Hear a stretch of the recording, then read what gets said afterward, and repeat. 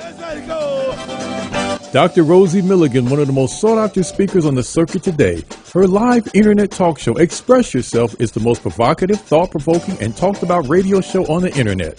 There's no holds barred, and Dr. Milligan puts the B in bold. She brings it every Tuesday live at 10 a.m. Pacific and 1 p.m. Eastern Standard Time. Dr. Rosie has been proclaimed the most provocative female writer of the century. Her books include Satisfying the Black Man and Black Woman Sexually Made Simple, Why Black Men Choose White Women, and the book Nigga Please. These books have raised eyebrows across the country. She has authored 21 books and published 350 titles for authors nationwide. Check Dr. Rosie out at drrosie.com for her books, articles, and archives of her internet talk show. Sit at the feet of wisdom. Dr. Milligan is indeed a timekeeper and scorekeeper. She is the clock, calendar, and almanac for Black America. You need to hear her.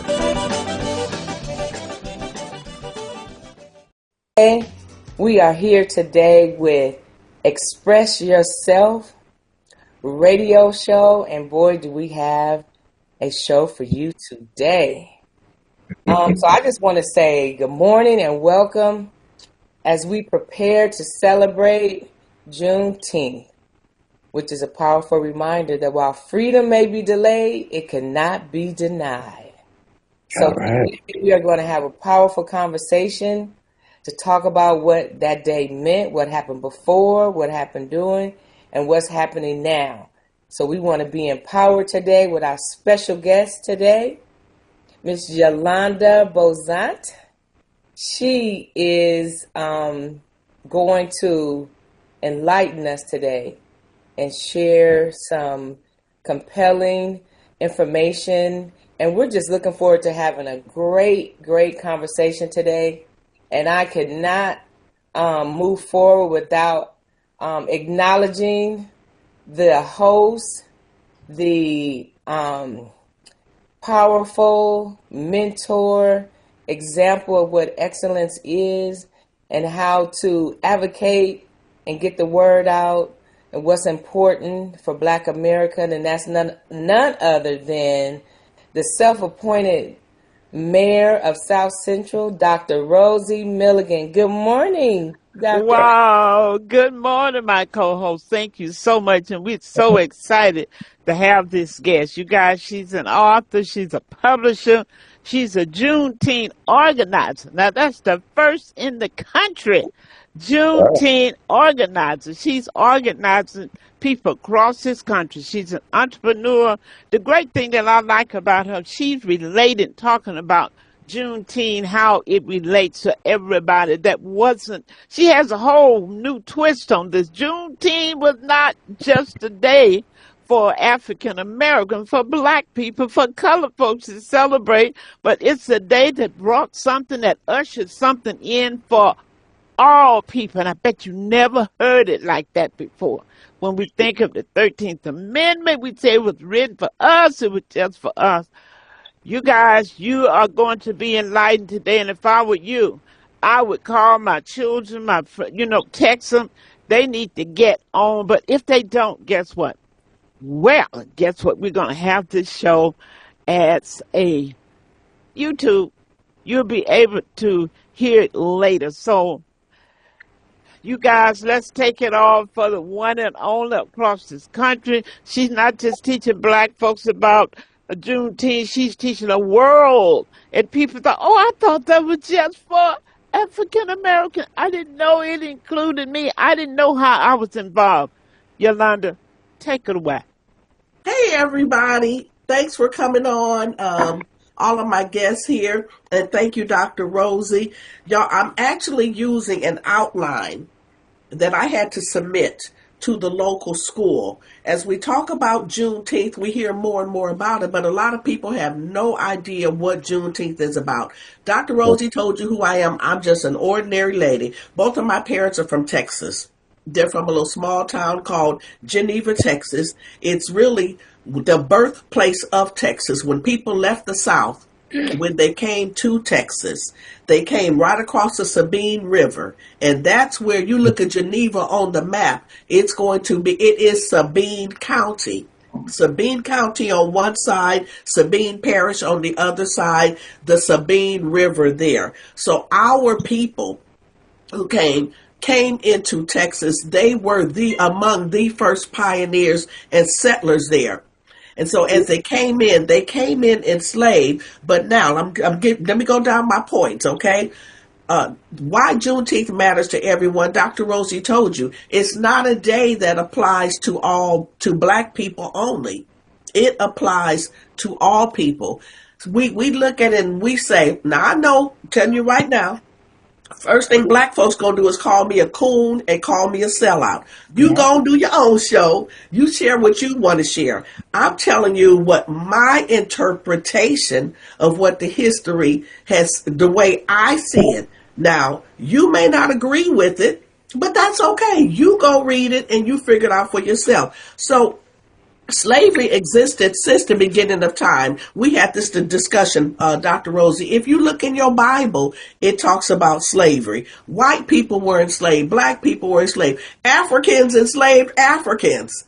How do you think a ship with 5 people on the ship, let's say a dozen, how do you think they loaded up 1,000 Africans on the ship? And it wasn't nothing but 5 or 6 Europeans. They needed some help from someone. It was the Africans who were enslaved that went on those ships. So white people enslaved white people, black people enslaved black people. Originally, they came in, they were called indentured servants. Even the first Africans that came to this country were called indentured servants. Chinese, Indians, you name it.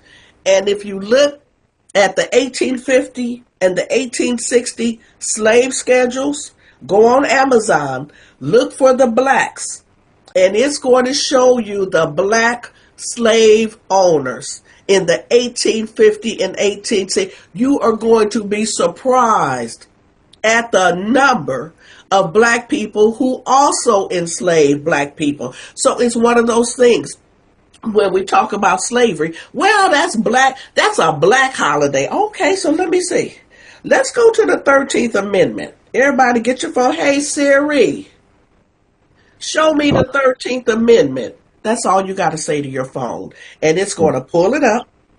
And when you read it, it's going to say neither slavery nor involuntary servitude except as a punishment for a crime. That means if you in prison, whereof the party shall have been duly convicted, shall exist. Oh, neither slavery nor involuntary servitude shall exist within the United States. December 6th is our real day of freedom. That's the first thing you need to understand. Nobody was freed by the Emancipation Proclamation in 1862. Nobody.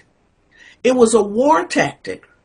How could Abraham Lincoln say slavery is abolished when the country was divided? There was a Confederacy and there was the Union. He did it as a war tactic because when the war was taking place, those who were enslaved were fighting right alongside their enslavers. So he had the bright idea, let's read it. Read the Emancipation Proclamation. It says those enslaved within the, what's that word it used? Let me find it. Those enslaved within the rebel state. I'm going to get to it. I'm going to get to it in my notes. It doesn't say in the country. Okay, but let's keep going. Number 1. Juneteenth matters to everybody because the 13th Amendment says slavery is not abolished in this country. The first Africans to come to this country arrived in 1619. They came as indentured servants. If you have any questions, go ahead and just drop them in the comments and we'll get them answered. They worked and they gained their freedom. 10 years later, you're going to find them in the United States Census. You're going to find them as I don't know if they were recorded by name, the black people. But then somebody decided, because you know what? When we good at everything we do. That period. Baby, you open up the door and let us through, honey. That's just what we do. Don't let black folk in. We're going to come in and take over. That's what we do. That's why don't let us in. We even took over slavery. We were just that good at it. Well, for one, the weather wasn't a problem because we were living in a place that was hot. And the women could work just as hard as the men. And so it was very, very profitable for Africans, and it was easy to get us. So the first Africans arrived. Then, again, the Emancipation Proclamation, a worthless piece of paper. The country was already divided. It was already at war. And here it is in my notes. The document was written to the rebellious states. Ask Siri to pull it up. It didn't say slavery is abolished in this country. Y'all, I was in the bed one night, and I've been doing this Juneteenth celebration for 10 years. And something said, you need to do your own research because everything you read is not accurate. Isn't that the strangest thing? And I got up the next morning. I did a little research, which is all here. I had to call my brother, who has a master's degree in history, specializing in African history, and I had to ask him, is this right? And he said, yeah, he sent me his notes for the classes that he teaches on African history. He sent me his first 2 lessons, and he told me to take the test.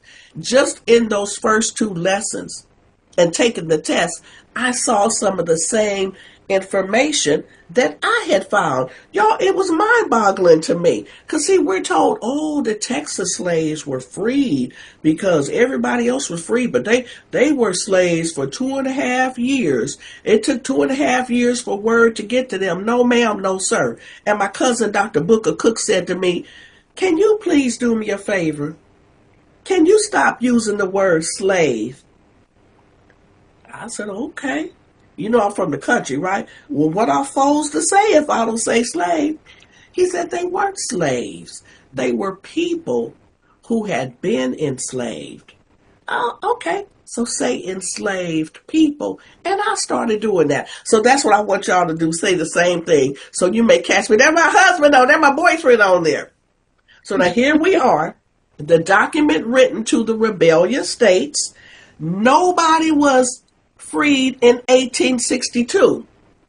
As I said, it was just a war tactic. So now let's go to Texas. Well, what's all this June 19th stuff? What's that all about? The Civil War ended in April 1865. Make a note. I want you to do your timeline. The Civil War ended April 1865. The country was still divided. That same month, Abraham Lincoln had been assassinated. We're still in April 1865. But at the end of the war, Union soldiers were going around the South to different plantations, and they were telling the enslaved people that you're free. But how could they be free when there was no law making slavery illegal? It wasn't a crime. So while the Union soldiers were going around to the plantations, okay, but if y'all listen to the Slave Chronicles, it was done in the 1930s, and thank goodness some college students interviewed some formerly enslaved people, and they got their story. And it was from the Slave Chronicles that later on some Jewish college students did the same thing for Holocaust survivors. But if you listen to them, it's recorded, and in their own words, they would tell you there was a lot of talk. There was a lot of talk about it. The soldiers were coming, and they were telling them that they were going to be free. So the word was spreading that something was getting ready to happen. While the Union soldiers were going around the South, General Gordon Granger came to Texas, and the difference with him was he came with a piece of paper. You know how we say if it's not written, it never happened? The piece of paper that he had which you can find online. It's called General Orders Number 3. And put his name, General Gordon Granger, just like Ranger, but starting with a G. You can pull up the actual document, and it says all slaves are free. We still don't have a law, okay? But he has this. So unlike the soldiers, General Gordon Granger had the paper, and it was run in the newspaper.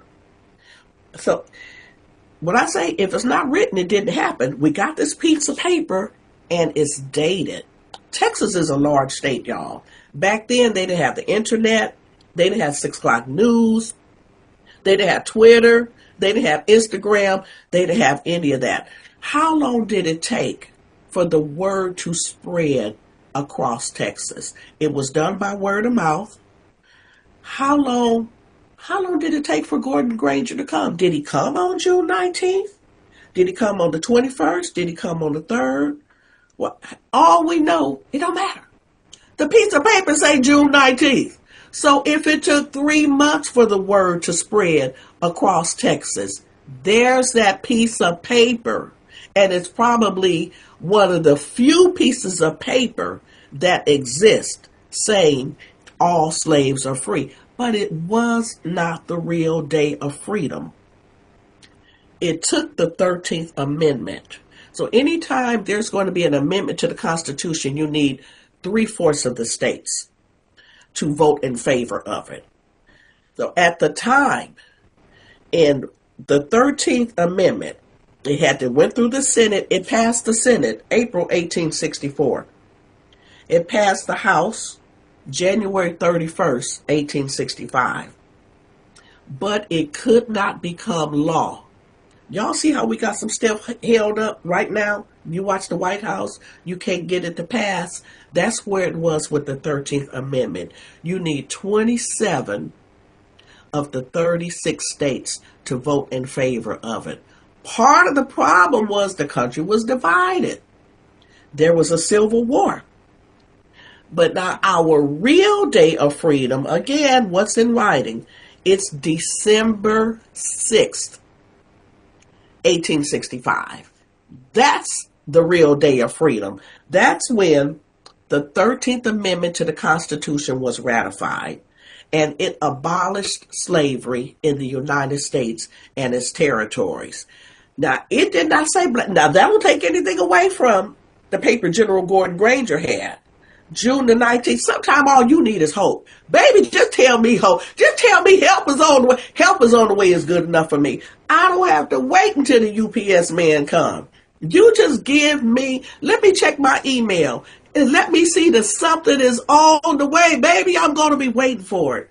That's what June 19th was. Oh, it's coming now. We are closer than we have ever been to being free. So, 13th Amendment is ratified. Slavery is abolished in this country. Now read it for yourself. It doesn't say all the black people are free. That's not what it says. The language says neither slavery nor involuntary servitude, except as punishment for a crime, whereof the party shall have been duly convicted, shall exist in the United States. Neither slavery nor involuntary servitude shall exist in this country or any place subject to the United States jurisdiction. That applies to everyone. Y'all ought to see white folks' face when I say this. I said it applies to everybody. Everybody. Because today in some countries, slavery is legal. And that's fine over in your country. But when you come over here and you stepping on United States territory with your servant, what's that word we just said? Who's involuntary, who with you, they not volunteering to serve you, but you acquired them by some way, somehow. You got to go back to your country with that. It's not allowed in this country. To this day, there are people that come in here. We have some in recent years where people have been put in jail for bringing their people who they have enslaved, bringing them into this country. It's not allowed in this country based on the 13th Amendment. So now we have the 13th Amendment, everybody. Then we have to look at the laws that stem from the 13th Amendment, which now remember, Juneteenth was the road to freedom. That's a day just for, why y'all black people got too many holidays? You got Juneteenth, you got Martin Luther King birthday. That's a black, Dr. King birthday is a black holiday. It is. No, baby, we talking about civil rights. He was a civil rights leader. Just ask Google. Ask Google to show what laws came out of civil rights. Baby, the women hopped on civil rights. That's where women got a bunch of rights from the civil rights movement. It applies to everyone. Women in the workplace, where women have to be paid equal pay as men. All that came out of civil rights. It didn't say, but Dr. King wasn't doing it for black people. And it's the same thing with the 13th Amendment. It paved the way for freedom. Under the 13th Amendment, these are some of the laws. Y'all ready for it? The first one. No person can be held against their will. So let's say you got a crazy husband. And y'all told Shaquita don't marry that fool. You told her the fool was crazy. Because your brother, sister, cousin, baby mama used to date him. But she married him anyway. And now he won't let her leave the house. That is a crime under the 13th Amendment. And that is considered kidnapping, holding a person against their will. That's number one. Forcing a person to work. That's under the 13th Amendment, which goes back Don't tell these kids that. Oh, well. No person can be, they don't want to work, period. No person can be forced to work. No person can be forced to work against their will. Y'all, I was so amazed when I was looking at all this, and like I said, I had never seen it before. And thank goodness I could go to my brother and ask him, is this right? He said, yeah.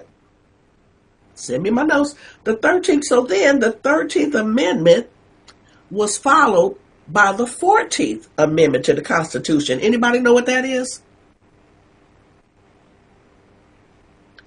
The 14th Amendment gave black men the right to vote. So what happened after black men got the right to vote? The white women looked around at each other. It's like, oh, hold up, wait a minute.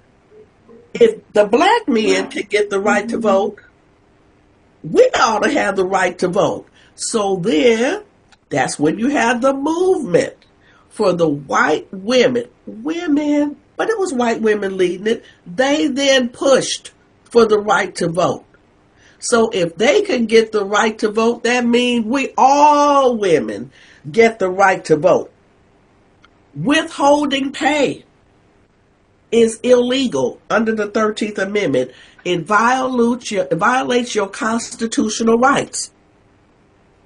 You cannot make a person work without pay. Another thing that falls under the 13th Amendment, forcing a person to work to pay off a debt. That's illegal. So you can look and do your research and see what things fall under the 13th Amendment. These are rights and liberties that apply to all Americans, but it came out of our push for freedom. Now you'd have to go back and check your records. Was anybody else enslaved in 1864 and 1865? I haven't really looked at that deeply, but I tell you what, our push ushered the door, opened the door for so many rights that apply to all Americans. Now, next. Yolanda, can I jump in here for a minute? Yes, ma'am. Yes, because I'm just sitting here, and I'm sure there's other people who really have a lot of things going through their mind. I think this part of history, what you're teaching, what you're talking about, it's so important, even for our older people and for this younger generation to understand how important and the contribution that we have made to these United States without even thinking. It's our backs.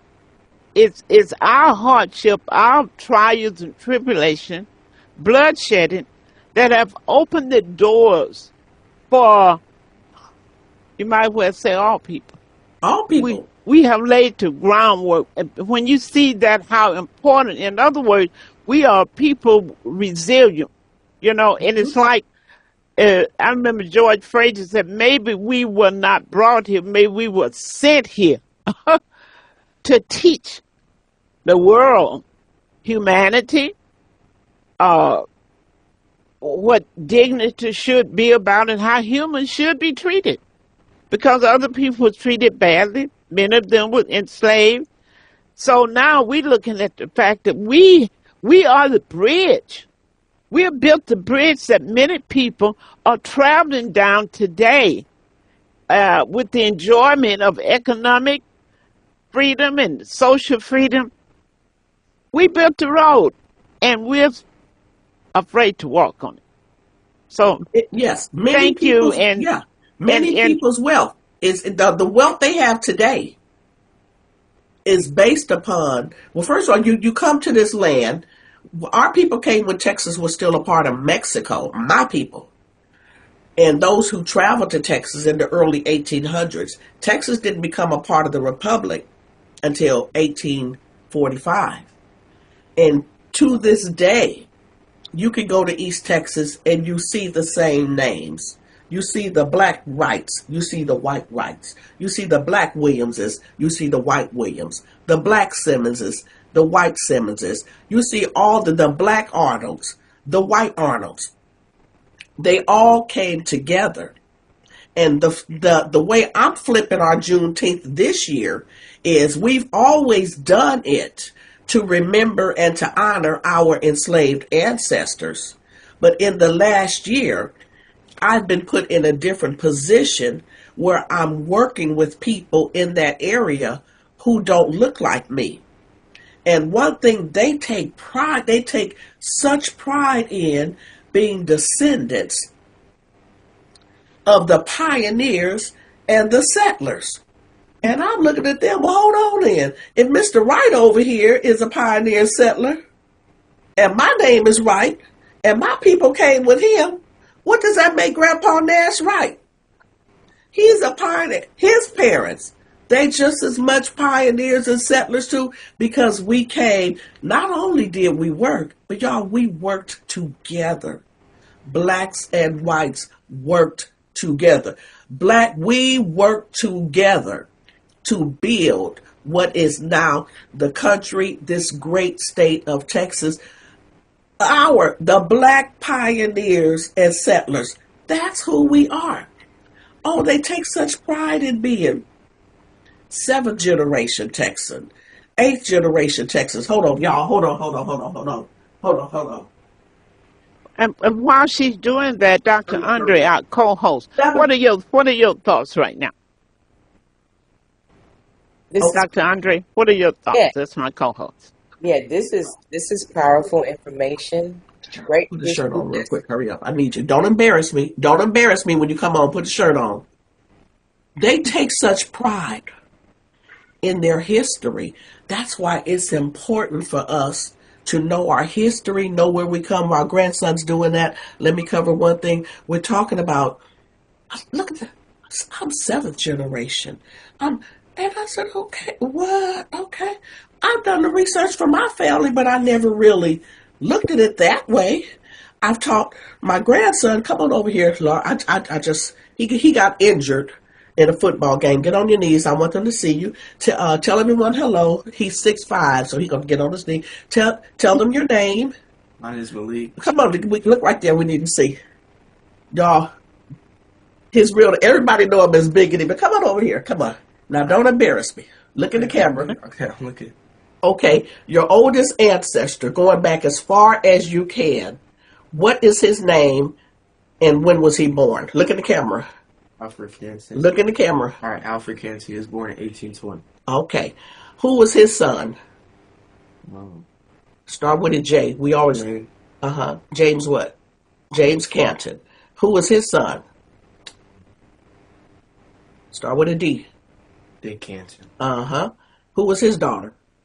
Maddie B. And who was her daughter? Your mother. Uh-huh.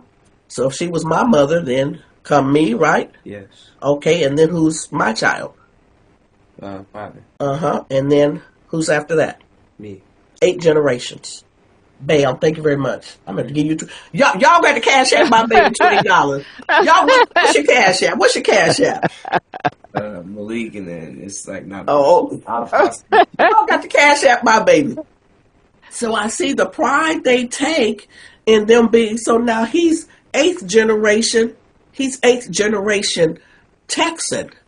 And again, so now I'm teaching him, we have to understand the role that we played here, and that we helped establish this whole country. I'm talking about Texas now, but it don't matter if it's Georgia, if it's Mississippi, if it's Alabama, and we don't need somebody. I don't need y'all giving me a little plaque, giving me a certificate, and say, okay, that's good, look what y'all did. As long as we understand what we have done, it's our job to teach our young people. Well, this administration, they trying to take away everything from us. Do you know there's not one Jewish holiday? Not one national Jewish holiday. Honey, ask their kids what's Yom Kippur. Ask them about Rosh Hashanah. Ask them about Hanukkah. Ask them about Purim. Ask them about any Jewish holy day. And they can tell them, because it's taught in the home. That's our responsibility. Look at what God told the people. When you're at home, when you're walking, when you're traveling, teach your son. That's what we have to do. Let me move on to the next thing. Yolanda, hold your thought for a second. I want to bring my co-host in to see her views on what we're saying, because this is bringing so much back into reality. It's about teaching what you're doing today and what you're saying. I hope people walk away with it, because if you don't know the history, if you don't understand how powerful that we have been, if you know where you've been, you all repeat that. If you know where you've been, you can go back again. If you know where you've been, you can go back again. When I think of the fact that black folks own 200 hospitals in these United States, and most of our people have no clue of that. They don't know that we built hospitals. They have no connection to that. So that's why what you're talking about should stir up the juice in all of us to do our research and to teach our kids how great the things we have done, and remove that word slave. I like that, enslaved. Okay? So to my co-host, and then I will allow, what we used to do also is allow, comments or questions from others, and then we'll bring back my guests, because I'm sure the juice is flowing. Dr. Andre. Well, yes, I mean, you hit it on the head with a lot of things you just said. Someone wants to know, how old is your grandson? Grandson he just turned 15 last month. Wow. He Yes. just turned 15. Now, see, the difference is when we're talking about teaching our young, that's the last thing in the world he wants to do. I remember my mother taking me to see her great aunts and great uncles after church on Sunday. I couldn't wait to get out of there. I would give anything now to remember just a snippet of what they were saying. When I got ready to start doing my history, thank goodness there were still some old people in the family that I could ask. And I tell him, you're going to be that person that people have to go to. You don't appreciate it now, but in years to come, you will appreciate it. I got to take what's out of my head and I got to put it somewhere. I have to put it on paper and I got to put it in his head. That's exactly right. And that's one of the things that I encourage parents to do, grandparents to do. I did it. They don't like it. They don't want to be places. They don't want to be around people. I mean, they think we're old, but, even when they're little, but we're not. But it's just our responsibility to just pour it into them, expose them. When I was a teacher, and I would tell my students, you may not appreciate it now. You may not understand what I'm saying now, but when you get older, I promise you, you're going to say, Miss Anthony, she said that and she told us this. I said, you'll remember it. Elaine, has a question. Yes, Elaine. Yes, thank you so much, Ms. Bozant, for your presentation. I wanted to ask you, my daughter said something to me really important the other day. She said, we are descendants from West Indies. And so she says, do you identify as a West Indian or an African American? I said, I identify with everything related to being a West Indian, but I also identify with Black American because as long as when somebody looks at someone and they see you're Black, they don't say, are you from Ghana? Are you from there? You're Trinidad? You're from Georgia or whatever. They say Black is Black is Black. And I think as long as somebody is suffering, we are all at some point suffering. You can't say because you went to Harvard and you're better and then somebody walk up to you and punch you in your face and spit on you, right? Mm-hmm. So the thing is that the oppression is still the same. So it doesn't matter where we came from. It's how you walk, the spirit that you walk with, and also how do you react when someone starts their nonsense? How do you let them realize this is not the day? Or today is your day to feel my wrath if you come my way. I just wanted to make that comment and have you comment, should we all be suffering while others are suffering? Or am I taking it too far? Am I not thinking about this the right way? Okay, and I want to make sure that I have your question. Do you mean as West, identifying culturally as West Indies? Yes, like from my parents are from the Trinidad, Trinidad and Barbados, and I was raised with those cultural behaviors, the norms, the expectations. It's different than in African American. There's a difference. There's a difference. Yeah, and so I identify with that, but I also identify with the plight of what is happening in this country because it can happen to me. It could happen. My daughter's like, you're living in a reality like something could happen. It's not going to happen. I'm like, I'm Black. I have to be ready at all times. You have to. It can happen. You're multicultural, so you celebrate all of them. You are multicultural. And so however you feel, don't give up one for the other. So I think it's critical to understand, though, I don't care where you come from, what we have in common and what's identified and sticks out, that you are Black. So when people see you, when it comes to people who want to make a difference, they're looking at you as Black, not a Belizean, not Jamaican. You're Black. And I think that's what people from other parts of the world need to teach their children, because they got it twisted, some of them. They think, well, I'm Belizean, I'm from Jamaica. You are Black when you're an American. You identify by your skin. So I really do think it's important. Yeah. But the thing is, Cardi B said something. Yeah, Cardi B said something. They did an interview before she became famous, and she says, I don't identify with Black people. I identify with white. Look at me. Look at this. Look at that. So the thing is, I think once we are suffering, once people of Africa are suffering, we are really suffering. We can't sit there and say, oh, life is good, go have a drink of champagne or something. Once they're suffering, we should be, in some part of our heart, should be crying and bleeding for what's not right. But everybody's different. That's your heart. That's your heart. Wherever a person is, I'm going to respect where they are. That's remember what I said when I came on? That. I just had somebody call me a coon and a sellout last week. And you know what? I said, baby, I respect your journey. You go make your comment. You put whatever you want to put on there. That's fine. I respect people's comments. Miss Yolanda got too much stuff to do to do the back and forth stuff. I got to focus on my journey. So you continue to focus on your journey, because as Dr. Rosie said, and then when you take away the skin color, we're still all one. We're more alike than we are unalike. Black, white, red, pink, purple, all of that. You mentioned, who said the word humanity? Somebody mentioned that. The kindness. I did. Yes, we're all alike.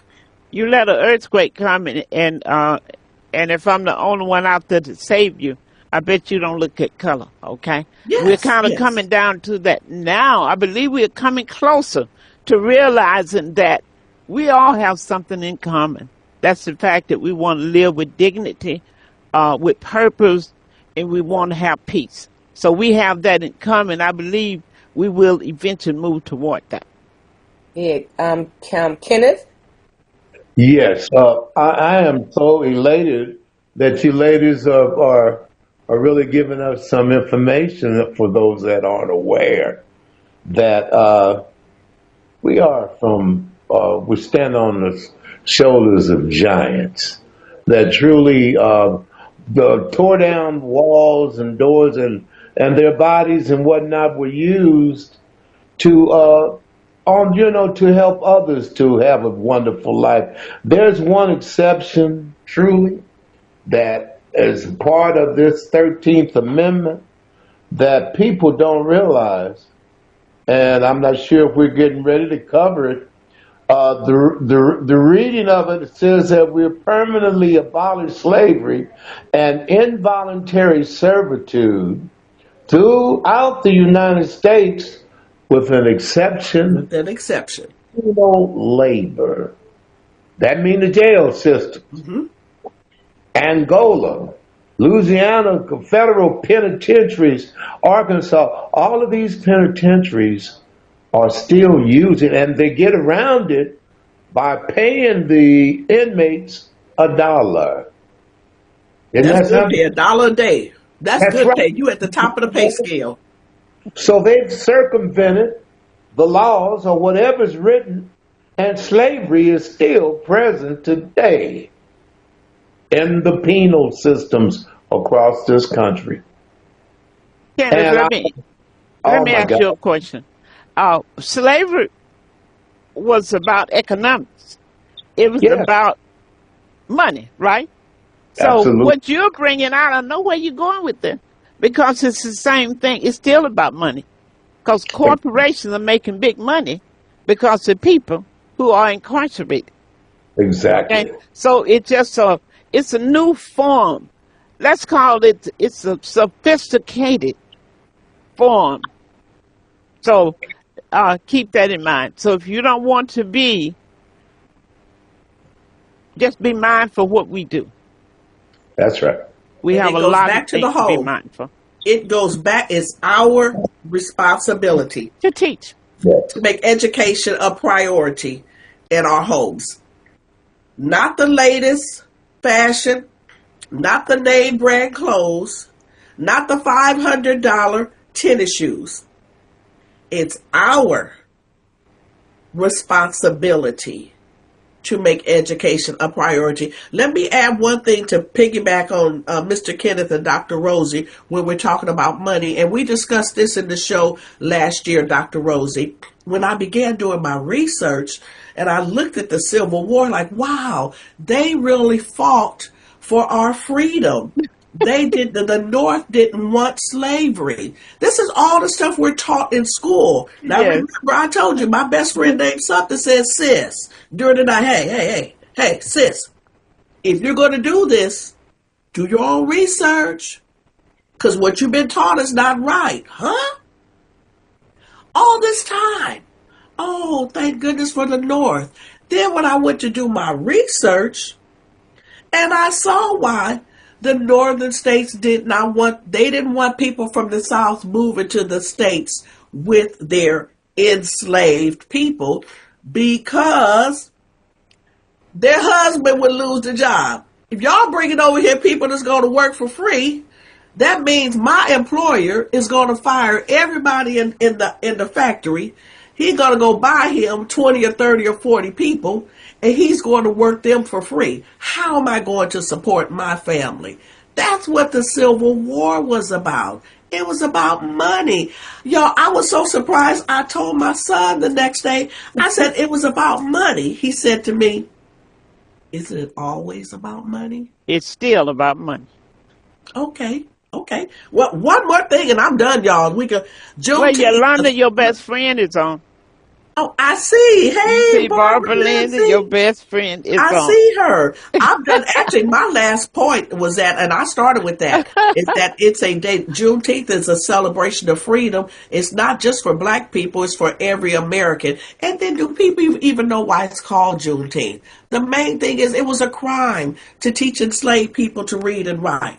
If you taught me, if you were the white who taught me, we both would be accused of a crime. It was illegal to teach an enslaved person to read and write. So why was it a crime, baby? Because education is power. Hello, somebody, again, that goes back to the home. Education is power. That's your responsibility. So along with, since we weren't not allowed to be educated, we didn't know the months of the year. We didn't know, we couldn't count.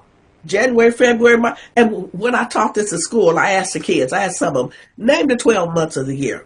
And they did. And I asked someone, count to 20. And they counted to 20. As an enslaved person, they weren't taught that. But here was this letter circulating from General Gordon Granger that had June 19th on there. And if you've never been educated, you want to remember that day the best way you can. Juneteenth.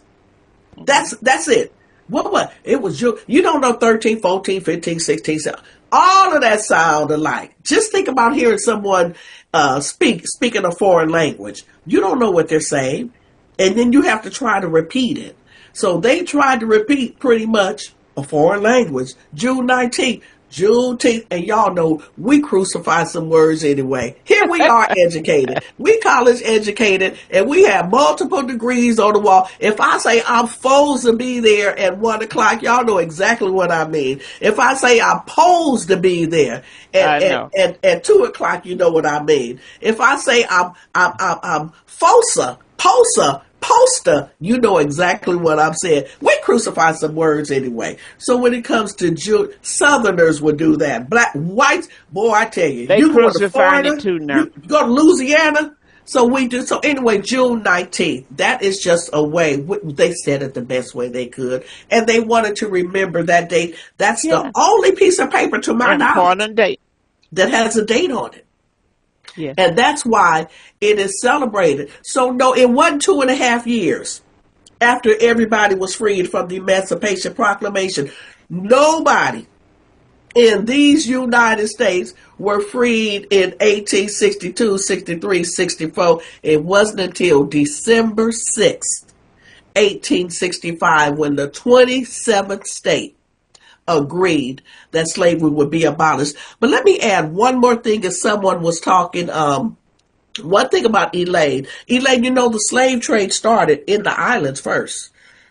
Way before we came Look to at her America. face. She didn't know Some that. pirates hijacked a ship and stole some things and some people from the ship. And they, wherever they were going, they stopped in Virginia. And they traded some of the people for food. That's how the first they weren't even supposed to be coming this way. They were supposed to be going in a different direction. But as Dr. Rosie said, you know what? Some of us are here for a reason. Were we sent here? So that's how we got here. But if you do your research, y'all people, your enslavement goes back a long, long time before. When we talk about teaching our children, by the time I finally decided I wanted to learn more, I kept saying I need to call my mother. And some of y'all got aunties and big mamas and older cousins. Now is the time to call them and get the information you can. When I said, Mama, I knew Grandma Lula and I knew Grandpa Dick. I knew the last name was Canton, but I didn't know Grandma Lula's maiden name. And my mother began to tell me the names of her grandparents. She told me the names of her great aunts and great uncles, their spouses, their children, and I'm writing all this stuff. Okay, well, what about Grandpa's parents? I knew my grandfather, William McKinley Bowie. Mama, did you know the name of his parents? She said, yes, Ruffin Bowie and Betty Page Bowie. I'm at work writing as fast as I can. She gave me so much information. I was on the phone with my mother about 2 hours. I couldn't even get off the phone. But then my mother said they were slaves. And I said, who were slaves? And she said, Well, we called my grandfather Pap, Rough and Bowie, and my mom Betty. I said, hold up, mama. Hold. You telling me your grandparents? Back then I said slaves. Your grandparents were slaves. She said, yes. I can't call mama a lie. Are you serious? I said, Yeah. I've been in school with, I learned about Abraham Lincoln. I learned about the Emancipation Proclamation. I learned about all this stuff that happened way back when. I know my mother's not sitting up here telling me my grandfather's parents had been enslaved. I said, mama, so grandpa was the first generation born free? Yes. So we don't You know were the how second close. generation born free in this country. Yeah. That How makes close me. we are. Yeah, hello. That We makes don't me the realize. third. We need to look at how the distance between us and the slave person in our family. I remember when families meant so much that we would talk. We could go down and tell you who was our eighth cousin. Do anybody remember that time? Holler if you hear me. This my eighth cousin. Now, when it get past your sister, brother, people, I think that's my nephew. That may be my first cousin. Have you guys noticed that we don't even Girl, know the they'll date. They'll meet in relationship college and date to and don't even people know. now? Exactly. Let me read this to you. Said Juneteenth is more than a celebration of freedom. It's a reminder that freedom requires knowledge, responsibility, ownership, and action. Our ancestors fought for the right to be free. The question for us today is, what are we doing with the freedom they sacrificed to give us? Are we building wealth, preserving our family, embracing technology, preparing the next generation, or are we simply celebrating what others shape while others shape the future? What are we doing?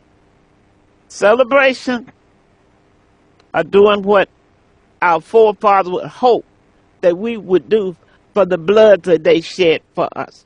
But what I got from this that I want everybody to I'll be right back. pass on to your children. We have paved the way for everybody. We have paved the way. So, everybody, for as I'm concerned, is indebted to us. And everybody in this country should be on the warpath to say to America, the right thing for you to do is to give black folks that reparation, and we would really celebrate a new day of celebration. Because we are owed a lot. We are great. And it just makes, I knew I was great already, but today I feel greater with this knowledge as I reflect back and think of how strong, think of how my father, my forefather have built a bridge that American can cross over. So you guys, you ought to pat yourself on the back, hug yourself, slap yourself across the head and say, wow, look at me. Woo. Girl, I'm feeling almost like the folks feel when they're in church today. Yolanda, go ahead on, girl. I'm celebrating. Every year I do a Juneteenth book. And this year, y'all, I did something different. Our Juneteenth celebration is this weekend. And I learned a phrase from Dr. Rosie last year. And I have used her phrase ever since then. We're not meeting and eating. You're going to leave there learning something about your history. This year, our theme is passing the torch because I want people, I'm going to spend the next 10 years. First of all, we rallied the family. It's a community celebration. Our people have been there. My daddy's people are from the same area. When I asked my daddy about his grandparents on his mother and his father's side, they were enslaved. Oh, you kidding me, Daddy? Mm-hmm. Are you telling me my daddy's, his mama's parents and his daddy's parents were enslaved? Oh, that's too much for me. What I've done then, so since we have this community of people, I've taken our history, this year's book, and I'm compiling the history page by page, just so we can see who we are where we come from and what we have accomplished. Up until this last year, I thought our history began in 1870. For Black people, we don't have a written history. We have an oral history. I'm going back to you calling Big Mama, call Auntie, call me, Ma, call whoever it is. They can tell you the history. I've been compiling the history. But in writing, we were first recorded by name in the 1870 census. If a Black man registered to vote, their name is going to be in the 1867 voting records. It stops right there. But now, if I match the names of the whites to the Blacks, and let me see, the census would tell you, the 1870, it'll tell you where that person was born, that formerly enslaved person. Let me match it to the white person. Are they from the same state? Yes, they are. More than likely, they came here together. So, y'all, I'm kind of flipping the switch over the next 20 years. It's going to require a lot of research, but I'm researching the whites. That is Captain William Skurlock. You can Google him. Our Black people don't have a written history. Somebody say that with me. That's right. Time Black to write people, it down. But look here. Read Captain Williams. We might be out of time. And it says in here, it says when he was born in North Carolina, he came to Texas with his brother, blah, blah, blah, blah, blah. He immigrated to Texas in 1834 with his slaves to obtain land. Bam! Wow. That gives me a date when we arrived in Texas. The ones who descend from him, 1834, and I have the county that they came from. But look, in his bio, it's going to keep going. It says he received 640 acres, and he and his brother, they and the slaves cleared the land and built a cabin. Boom. Boom. Wow. Didn't I tell you we came here and we worked and we built? It's right here. It's that they're not written by name, but that's their story. That's their story. When you look around Sabine County and you look at what was built, they and their slaves we built this place. We built it. So though we were more than enslaved people, we were pioneers. So get up, dust yourself off, and be proud. Take pride in it. And so I can go, that's what I'm doing from family to family. So he had a wife, but he also had some biracial children. But can I tell you one more thing? Yeah. There's a little place, a little street in Texas. You see that street sign that says Sid Dennis Lane? That's all of this about your family. Is this That's like the land a family book? He gave his biracial children land. Mm-hmm. I mean, your book is to your family. Yes, it's our family. So it's a good thing for everybody on here to really try to make that connection. Dr. Andre, what's in the chat before we get off? Because we have all these people on, and I'm sure, I don't know if you had comments, but let's see if there's something in the chat. Yolanda, you have brought so much knowledge to us. This has been absolutely incredible. And Barbara, this would have been a good time to play our theme song, Who Will Tell Our Story? Andre, is there anything in the chat? Let's see. Elder Greenwood, love to hear the knowledge. Love you, Grandma. This is Jonathan. Let's see. Barbara Smith wrote, we, as parents and grandparents. I can't, something's over that word, I can't see it. Do not teach our children, grandchildren about our Black history.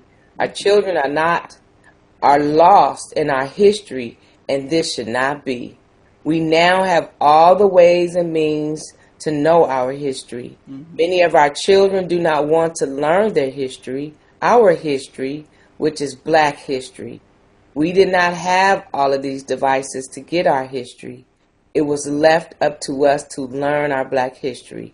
It takes picking up a book and read it daily. Barbara wrote a whole book in the chat. She You wrote the guys, let truth. me tell you this about Elaine. Elaine was missing in action. Then I got a note from her, you guys. She sent a picture to me. She got baptized last week. And there was three handsome young black men who was taking her down in the water. And I said, a black woman would do anything to be held by three handsome black men. She got baptized. Incredible, incredible. But Yolanda, this was so nice. Is there anyone on here who needed to make a comment before we get off? We got a few more minutes. I know you have really been blessed by this. You can open your mic if you want to make a comment before we jump out of here. Okay, I have one. I Go have ahead. one. I think Barbara. Go ahead, Yolanda. Barbara. Oh, Go ahead, Barbara. Oh, hi. Good morning, everyone. This has been amazing, and I'll make this really short. Yolanda has said something just over the years that holds true today. So let me just pivot. It's just so much in my head, but let me just go back to this right quick. I don't know if you guys remember when it was such a big deal when the companies would not pay you if you took off for to celebrate Martin Luther King's holiday. And the same thing is kind of happening today. But Yolanda, it really, I don't know, it breaks my heart because I don't say a lot about that because usually I'm pushed aside because my thinking about certain things. And I truly believe everything starts right in the home. And I have seen the results with you, with your grandson. But also, it's okay again, what you said, that we don't have to have a legal holiday.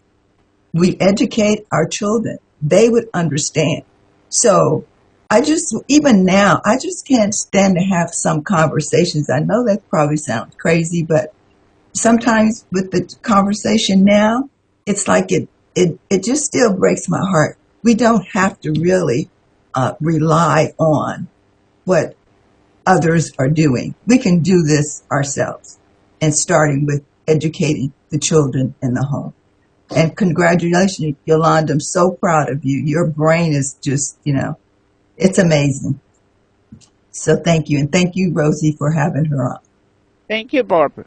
Sue, got your hand up. Sue, go ahead. Yes, I just want to say, Dr. Rosie, thank you, thank you, thank you. I can't thank you enough. And to Yolanda, I am truly encouraged because I can go back very far on my family because I had an aunt who I used to sit with, and she used to tell me so much about my family history. And then what is that? Ancestry.com also has helped me go back even further.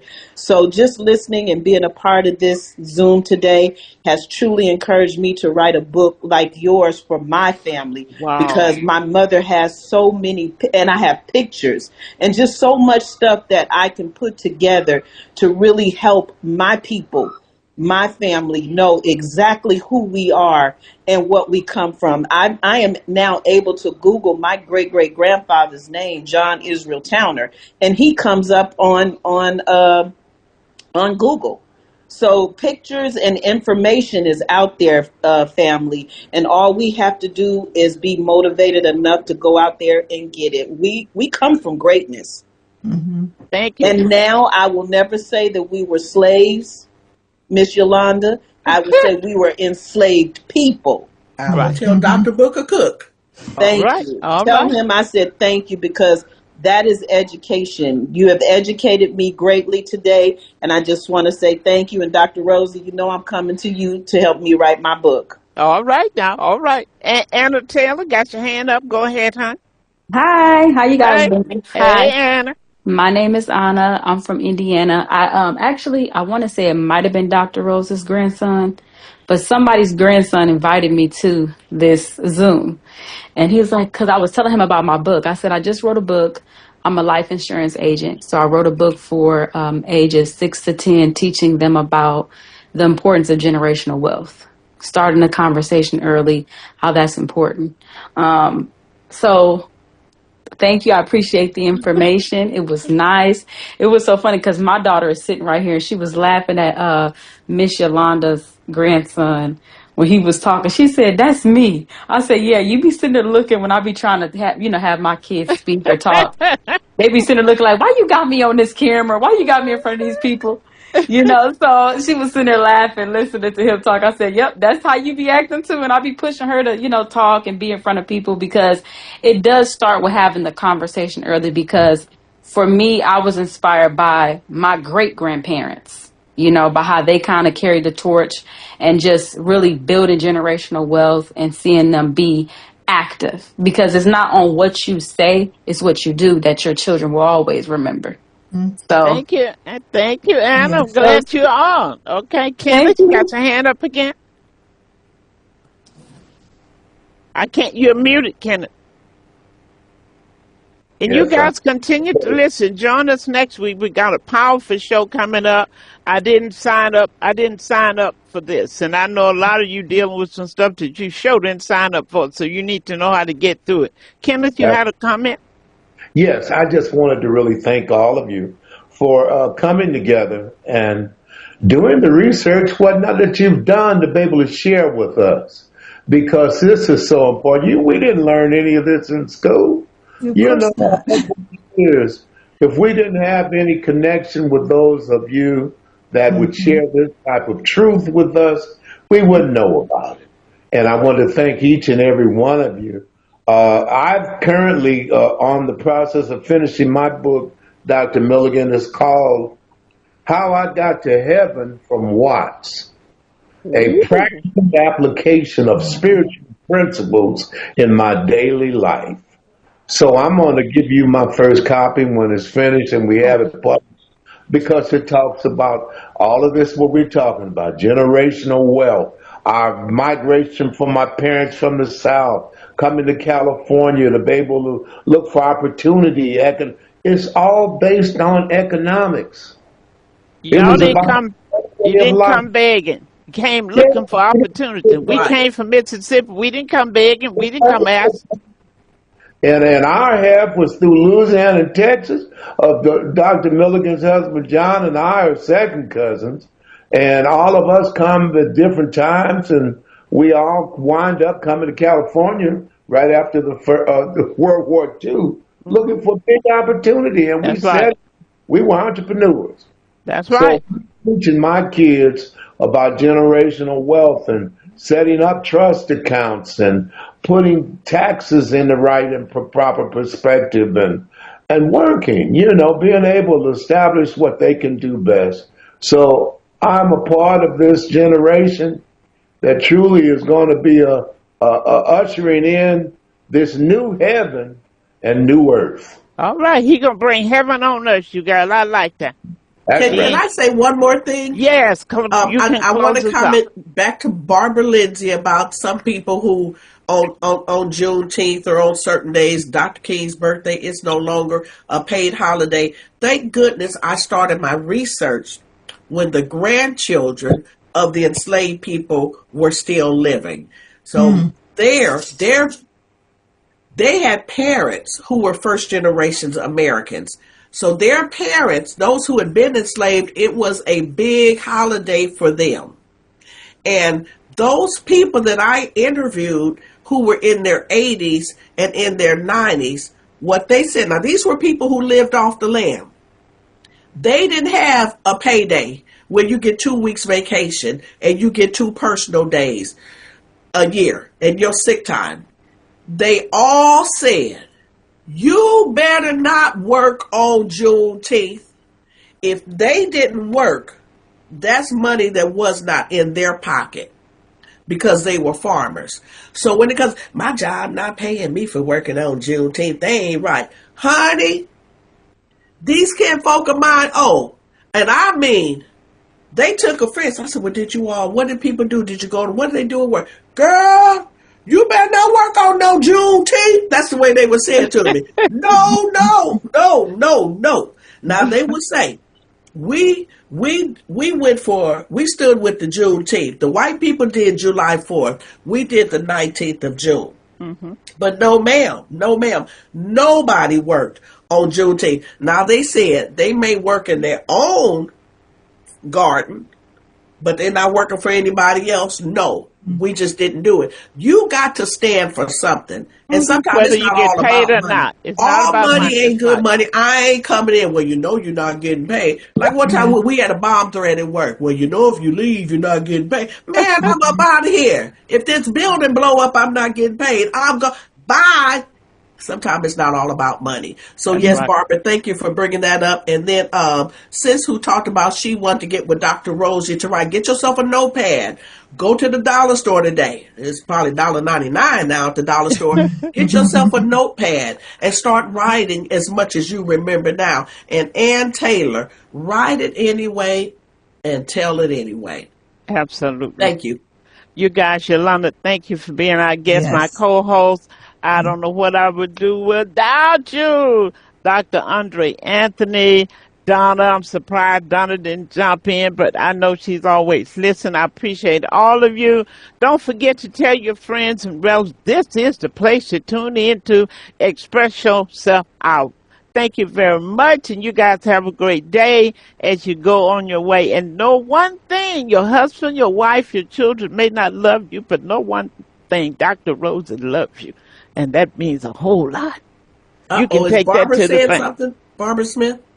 Oh, Barbara? okay. All right. No. Oh, she just Actually, waving us off. so Okay. love How you can we get too. you Love up? you all. Thank you. Thank you. Thank you, Yolanda. Thank you, Thank Dr. you. Thank Rosie. you, Yolanda. Thank you, It's Brenda, amazing. Sue, Donna, Joy, everybody, Kenneth. Mwah. All Love you, Dr. Rosie. Love you, Love everybody. you. Have Bye. a See you great day, today. everyone. Okay. Thanks again.